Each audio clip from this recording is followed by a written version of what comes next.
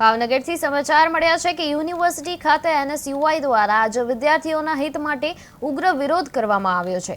એનએસયુઆઈએ આરોપ લગાવ્યો છે કે યુનિવર્સિટીના બોર્ડ ઓફ મેનેજમેન્ટ અને એજ્યુકેશન કાઉન્સિલરના સભ્યો દ્વારા મિલીભગતથી વિદ્યાર્થીઓના ભવિષ્ય સાથે રમાતી છે ખેલવાડ। આ મામલે એનએસયુઆઈ સહિત શહેર યુથ કોંગ્રેસના આગેવાનો અને કાર્યકરો પણ યુનિવર્સિટી ખાતે પ્રદર્શન કરી તાત્કાલિક કાર્યવાહી કરવાની માંગ ઊભી કરી હતી।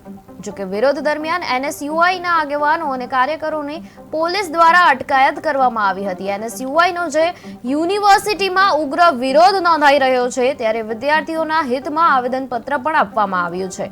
મેનેજમેન્ટને મિલીભગતનો આક્ષેપ લગાડવામાં આવ્યો છે ત્યારે વિદ્યાર્થીઓના ભવિષ્ય સાથે અત્યારે ખેલ રમાઈ રહ્યો છે અને વિરોધ દરમિયાન એનએસયુઆઈની અટકાયત કરવામાં આવી હતી।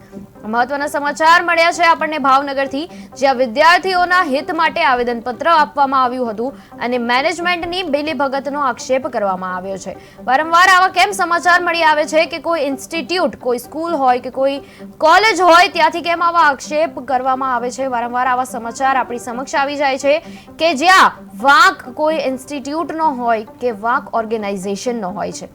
અત્યારે અહીંયા સમાચાર મળ્યા છે આપણને ભાવનગરથી, જ્યાં એનએસયુઆઈનો યુનિવર્સિટીમાં ઉગ્ર વિરોધ ચાલી રહ્યો છે અને વિદ્યાર્થીઓના હિતમાં આવેદનપત્ર પણ આપવામાં આવ્યું છે। મેનેજમેન્ટની મિલીભગતનો આક્ષેપ લગાડવામાં આવ્યો છે ત્યારે વિદ્યાર્થીઓના ભવિષ્ય સાથે અત્યારે ખેલ રમાઈ રહ્યા છે। ગિરિરાજ, ગુજરાત પ્રદેશ એનએસયુઆઈ મહામંત્રી।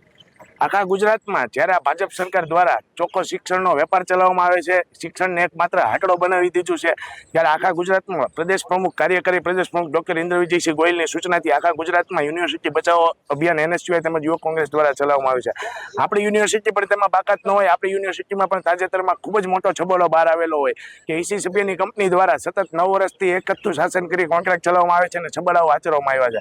કુલપતિને અનેકવાર એનએસયુઆઈ તેમજ યુવક કોંગ્રેસ દ્વારા રજૂઆત કરવામાં આવી, છતાં પણ કુલપતિ દ્વારા કોઈ પગલાં લેવામાં આવ્યા નહીં। ત્યારે આજથી એનએસયુઆઈ દ્વારા તેમજ યુવક કોંગ્રેસ દ્વારા કુલપતિ સામે આંદોલનના મંડાણ કરવામાં આવે છે। ઓકે, પહેલા આપનું નામ? ગિરિરાજસિંહ વાળા, ગુજરાત પ્રદેશ એનએસ